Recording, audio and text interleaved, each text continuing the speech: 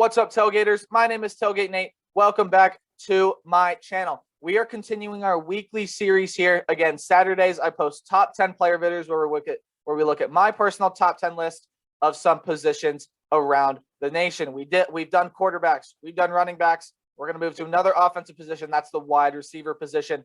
There are a lot of good wide receivers in college football that don't get enough recognition or that are just really, really good. A lot of people tend to focus on the big name programs. There are some smaller programs that have some really good players. We'll talk about some in this video. Hey, if you guys are new or you end up enjoying this video, please do leave a like. Also subscribe, trying to hit 300 before the season starts on August 28th, before week 0 kicks off. We can do that. That'd be awesome. Share the video as well. You can leave a comment down below telling me your personal top 10 list or your thoughts on this video. If you thought I underrated, overrated a guy, or if I snubbed a guy, might even tell you why. So, wide receivers. Man, like I just said, there are a lot of smaller name schools that don't get mentioned. We're going to look at a couple here in this video, and there are so many that deserve to be on this list. These were the 6 that were closest to my top 10, in my opinion, and then we're going to get into my top 10. So Romeo Doubs at Nevada. He's a fantastic NFL-level talent. He has a fantastic NFL-level tight end with him and an NFL-level talent quarterback. Yeah, Nevada's offense can be pretty good. I'm actually going to do a preview prediction on Nevada coming soon. And watch for Romeo Doubs this year. Just missed my top 10. David Bell for Purdue. So with Rondale Moore gone, David Bell is going to be the guy. Not that he already wasn't the guy with Rondale Moore being hurt, but now David Bell really is the guy. I think he's going to have a good season in Purdue. Here's a name you might not have heard of. Jalen Tolbert, a guy that plays for South Alabama. Yeah, he's going to cause problems for secondaries this year, especially Louisiana, Coastal Carolina, App State, teams like that. But again, plays at South Alabama. Doesn't get talked about enough, right? He's a fantastic player. Watch for him this year.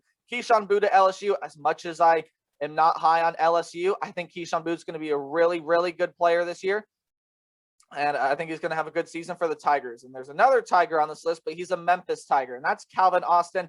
If Memphis's offense can get back to where they were when playing under Mike Norvell, hey, Calvin Austin can have a really good season. And Jaquari Robertson. I didn't know too much about this guy until I started watching tape, and I was like, oh, I remember you. Yeah, he was the second highest grade wide receiver last year out of the FBS, and still should be a really good player this year. To me personally, just missed my top 10. They're just guys I like a little more than him. But these guys were the closest to making. There are other names you could throw out there as well. You can throw out any big name and might say, okay, I can see that. Again, these lists are all a matter of opinion. My top 10 could be completely different to yours. And speaking of which, let's jump into that. So at number 10, a guy that you might not have heard of, but if you are an avid watcher of college football, you should know Jaylon Robinson. Or at least if you don't, you should get to know Jaylon Robinson. I think he's a fantastic player. We're going to look at stats from last year, or of course, if they got hurt years prior, maybe even their career. I'm going to give you 2 kind of scouting report type details on them, and then 1 question or concern that I have about the player. So Jaylon Robinson, his nickname is J Flash. Yeah, it shows on the field. He's very quick, very agile, very shifty. Jaylon Robinson is a fast player. And playing in the UCF offense that normally is fast-paced, yeah, I mean, Jaylon Robinson's a perfect fit for UCF. He's an explosive route runner as well. So he uses that speed and agility really, really well in his route running. Possibly could be one of the best route runners in all of college football. He had an amazing season last year, and where I think there were some guys on the depth chart that, in my opinion, were a little bit better than him. Now I think Jaylon Robinson's the best wide receiver on this UCF team. But can he break 1,000 yards? So UCF got a new head coach coming in Gus Malzahn. Is the offense going to be as explosive as it has been in years past? I think that's the big question, because with the new system coming in under Gus Malzahn, you kind of wonder, well, how are we going to see the old UCF, or is this going to be a new UCF?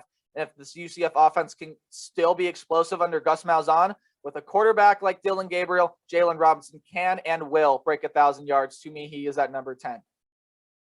Number 9 for me is Drake London. There are some people that don't really know where to put Drake London, and to me, he's clearly one of the best wide receivers in all of college football. You could throw another USC wide receiver up here as well, but I'm going with Drake London. 33 catches, 502 yards, 3 touchdowns in the shortened Pac-12 season last year, in which USC only played 6 games.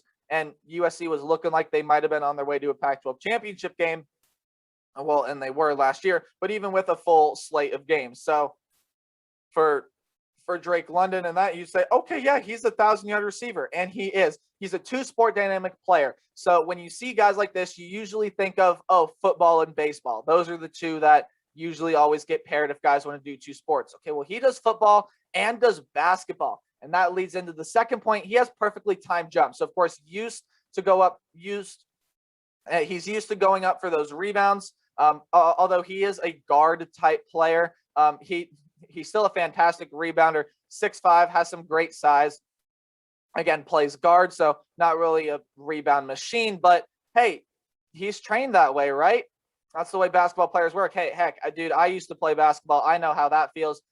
When I usually go up for rebounds, my jumps are pretty good as well. So, Drake London, the thing about him is his route running, right? And route running is something, to me, that is hard to teach because it's really up to the player on whether or not how good they learn the playbook. I said that horribly. It's about how good they learn the playbook, right? It's about how well they know the playbook. If they know the route, if they know how to get the right, like the route running is something that I think Drake London needs to improve on.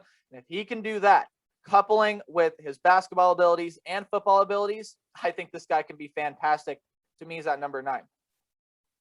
Number 8 to me is Jahan Dotson. So was a freshman last year at Penn State. This year coming in, I have big expectations for Jahan Dotson, especially after what he did last year. 52 catches, 884 yards, and 8 touchdowns. He's a great cutter, so that means he's very agile. Like a lot of other guys I'll talk about on this list, agility and speed is something that really, really helps out wide receivers, and the guys you see on this list have some elite levels of that.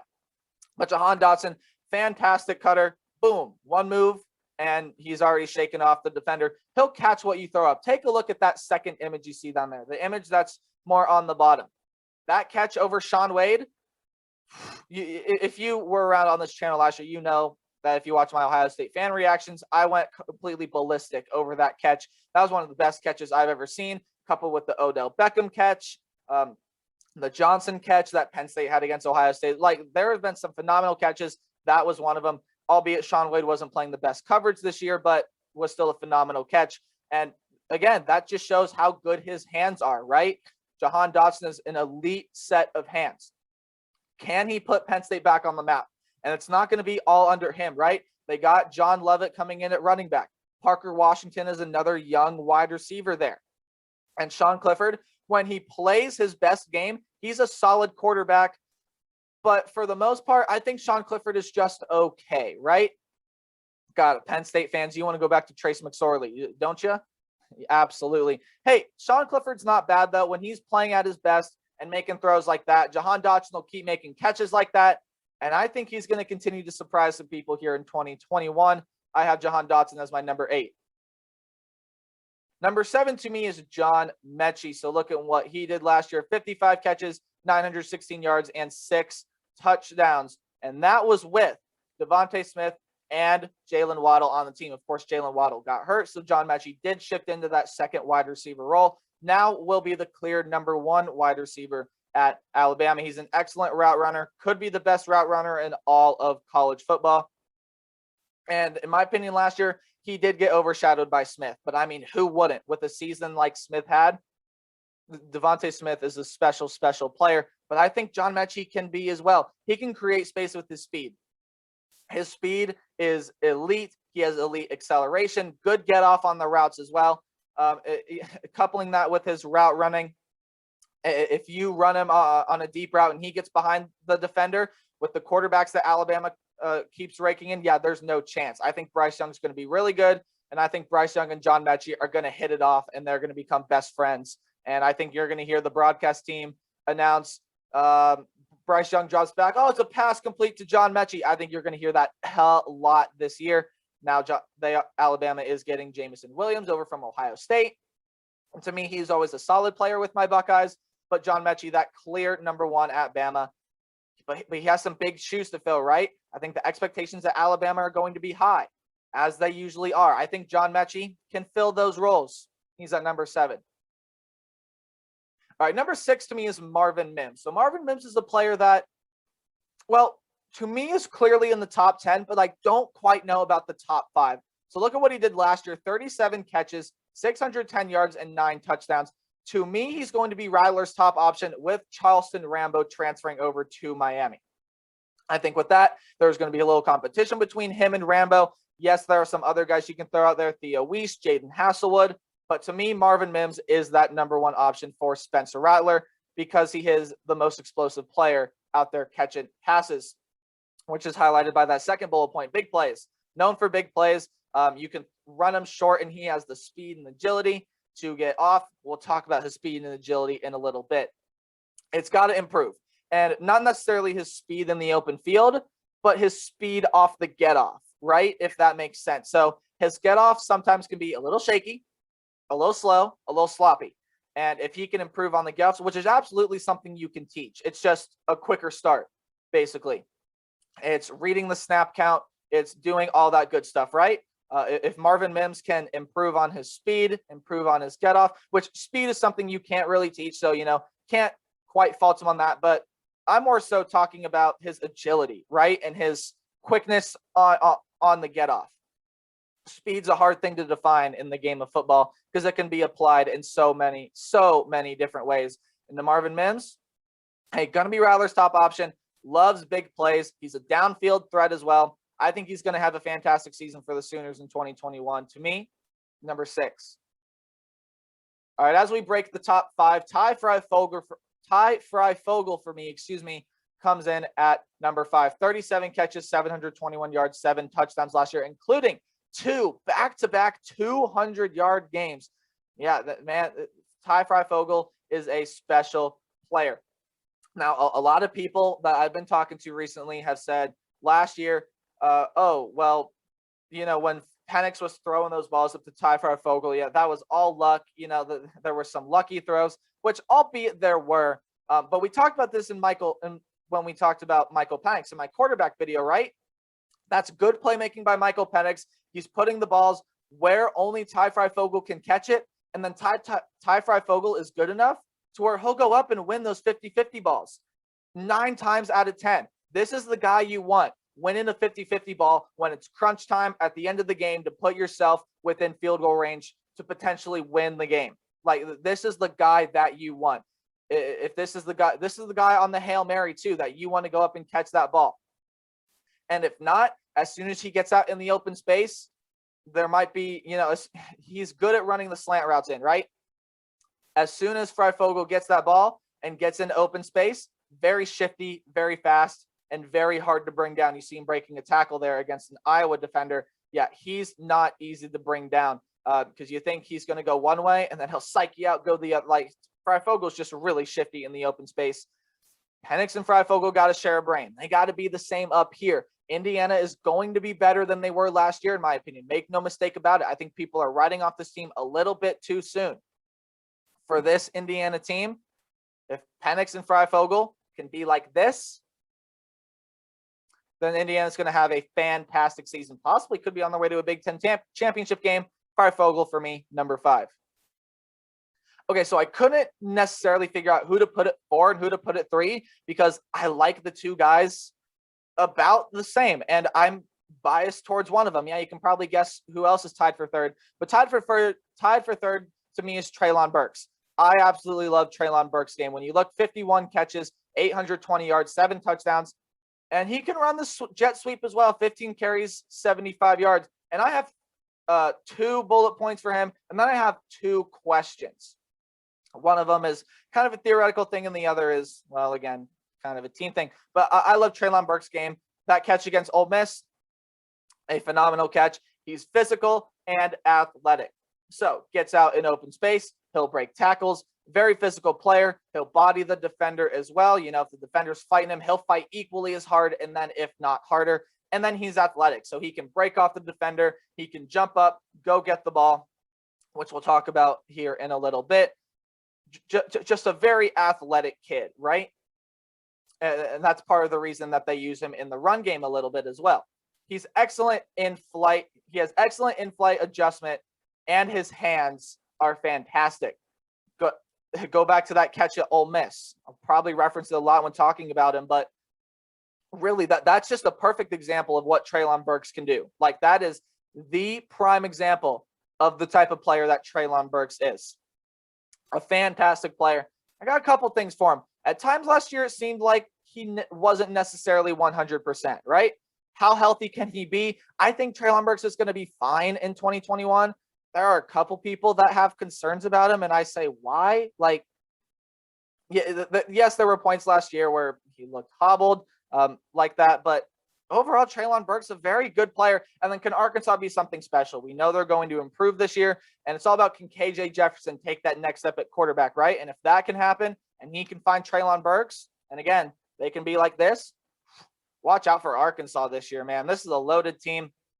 I think they're going to be pretty solid in 2021. To me, Treylon Burks tied for third with someone on my Ohio State Buckeyes. Yes, Garrett Wilson. So Garrett Wilson, and he's not even the best wide receiver on this Ohio State team. Yeah, that tells you how loaded Ohio State is at wide receiver. To me, the best group of wide receivers in the entire nation. 43 catches, 723 yards, and 6 touchdowns last year, coupled with 2 carries for 67 yards. So they've run him on the jet sweep in the past, especially they did it a lot his freshman year. He's also a punt and kick returner because he is very fast. He has NFL-level hands and body control. Look at that catch that he's making against Darion Kendrick in the 2019 playoff semifinal. And look at some of the catches he made in the spring game, a catch that he made even last year against Clemson, where he had to go over his shoulder. Garrett Wilson is a circus catch machine, and he makes them look easy. It's because he plays bigger than he actually is. His catch radius is huge, like bigger than way bigger than my face cam. Like, if you could see how wide my arms are right now, yeah, it'd be wider than that. Garrett Wilson is a fantastic player, surely an NFL draft pick, could even go in the first round, but he's sharing the load. And that's what happens when talented wide receivers play with other talented wide receivers. You're going to have to share the load a little bit. No, I don't think it's necessarily going to be a problem because, well, they did it last year pretty equally with a guy you're going to see here a little bit later. To me, though, Garrett Wilson, fantastic player, especially, watching my Ohio State Buckeyes. I love watching Garrett Wilson. I love his game. Such an incredible young talent to me. Tied for third with Treylon Burks. Maybe I'll give him a little edge, but hey, call me biased. Number 2 is Justyn Ross. Okay, so Justyn Ross is an interesting player this year because I've seen him at number 2 and I've seen him at number 3, but I've never seen him at number 1. And I think Justyn Ross can be the best wide receiver in college football. The question is, and I'll address this right away, is he going to be 100%? We know he's coming off some surgery from last year that knocked him out of the season last year. Look at what he did in 2019, 66 catches, 895 yards, and 8 touchdowns. So to me, if he can get back to that and improve on what he was doing in 2019, and he can be 100%, he's going to have a really good season because he has elite strength, NFL level strength. He's very good, and he's an excellent downfield threat, right?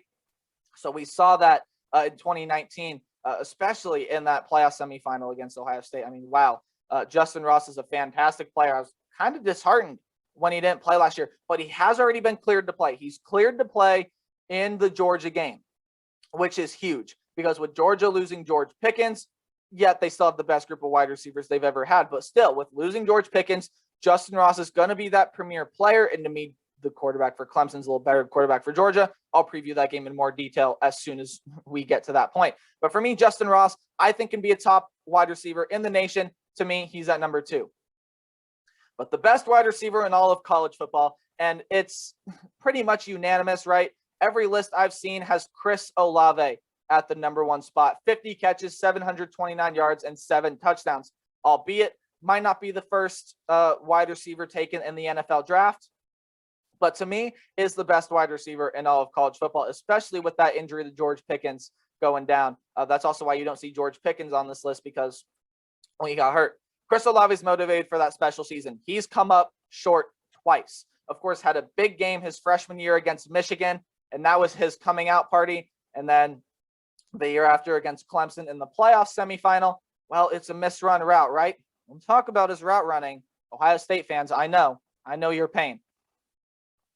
But he's motivated for that special season. Then, of course, last year, getting blown out by Bama in the championship game, you'd have to think he's going to be driving and rearing to go. He has elite acceleration as well, and that's why he's a huge NFL prospect because he's quick on the get off, and he can go from 0 to 60 like that.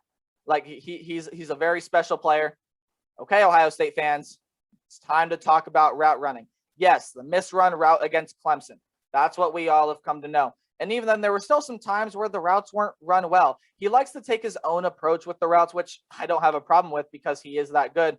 But, if he can improve his route running just a bit, I think he'll be a perfect wide receiver. And with that, that's going to do it for my top 10 list. We're going to leave it here on Chris Olave. Hey, thank you guys so much for watching. Please share the like, subscribe, comment, do everything you can to help support the channel. If you agree with this list, tell me in the comment section below. If you disagree with this list, tell me in the comment section below. So some guys you think I missed, etc., etc. And hey, tomorrow we're going to be doing Big 12 power rankings. That's right, Big 12 power rankings. I know there's some news going on with the Big 12 right now. We're going to look at all the Big 12 teams tomorrow and power rank them. Remember to play hard, but tailgate harder. I'll see y'all tomorrow. Goodbye.